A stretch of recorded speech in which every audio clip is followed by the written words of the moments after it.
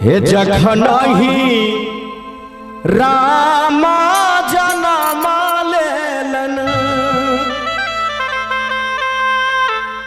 ईश्वरा दहिना भेलै हे। जखन घर में कोई ईश्वर रूपी संतान के जखन जन्म होइ छै ओइ घर में बहुत खुशी के वातावरण भ जाइ छै, बहुत सुंदर माहौल।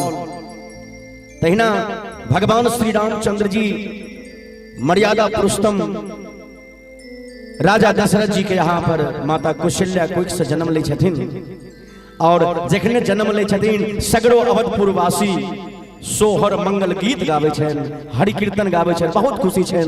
पूरा अवधपुर में भाव छै जे जखन ही राम जनम लेलन ईश्वरा दहिना भेलै हे।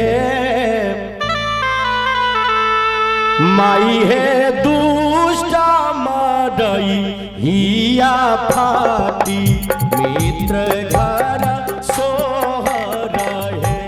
माई हे दुष्ट मरई हिया फाटी मित्र घर सोहर हे।